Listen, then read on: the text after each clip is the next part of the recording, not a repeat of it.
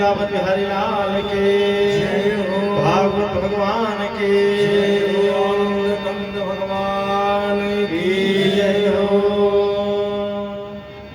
अंत तो गत्वा मैया पार्वती की हठ की विजय हुई और उन्होंने कहा हम जरूर आपको दिव्य अमर कथा सुनाएंगे।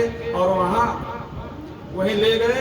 आज जहाँ अमरनाथ की दिव्य पवित्र गुफा है वहीं पर भगवान आशुतोष और हरदानी देव को देव महादेव ने भगवती पार्वती मैया को अमर कथा सुनाई। अमर कथा क्या है? अमर कथा कोई और नहीं, ये श्रीमद् भागवत महापुराण की ही दिव्य अमृत कथा है। और उन्होंने शर्त रख दिया, कहा कि कथा जब हम सुनाते हैं ना, कथा जब हम सुनाते हैं तो हम कुछ देखते नहीं आगे पीछे, आंख मूंद करके ध्यानावस्थित हो करके हम कथा सुनाएंगे। हमारी जो वाणी रूपी धारा रुकेगी नहीं। और हमें कैसे पता चले कि आप कथा का श्रवण कर रही हैं? इसलिए बीच में आपको हुकार भरना है, ओम ओम कहना है। पार्वती मैया ने कहा ठीक है। कहा अगर आपकी हुकार बंद हो जाएगी तो हमारी कथा भी वहीं बंद हो जाएगी। भगवान की बड़ी अद्भुत लीला है।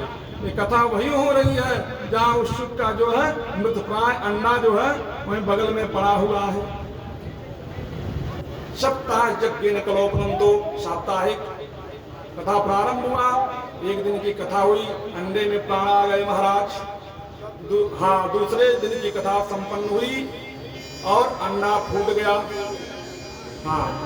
और तीसरे दिन की कथा हुआ, उस अंडे से एक सुर निकल करके कथा सुन रहा है। यह दिव्य कथा का प्रभाव है कि जिसमें प्राण ही नहीं उसमें प्राण हो गए।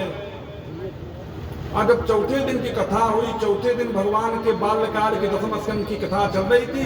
भगवान के बाल झांकी का वर्णन चल रहा था। उसी समय मैया पार्वती को नींद आ गई। और जब मैया पार्वती को नींद आ जाती है ना, तो अब उनकी हुकार बंद हो गई। इधर सुख सोच रहा है कि अगर इन्होंने बंद कर दिया तो कथा बंद हो जाएगी। कथा बड़ी मधुर है, बड़ी दिव्य है, बड़ी पावन है। अब उसी स्वर में उस सुख के नन्हे शिशु ने बोलना प्रारंभ कर दिया।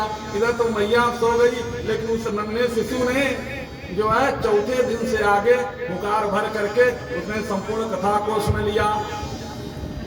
बोले आनंद कंद भगवान की। और जब सुन लिया, आज जब उन्होंने कथा संपन्न हुई, महादेव ने कहा कि बोले भागवत भगवान की जय हो।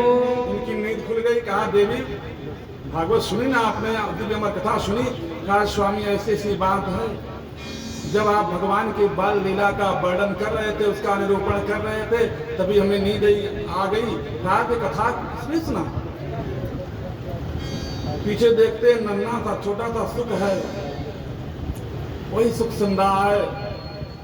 तो वहां से महादेव जी क्रोधित होकर के त्रिशूल लेकर के दौड़े हैं महाराज। यहाँ विद्वानों ने कई अर्थों को बतलाया कि मानो उस सुख को भगवान क्रोधित होकर के नहीं उसको मारने दौड़े हैं।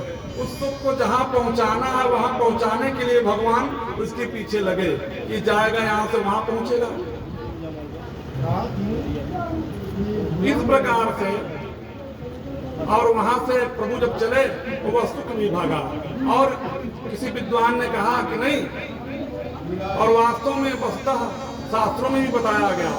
कल चर्चा चल रही थी कि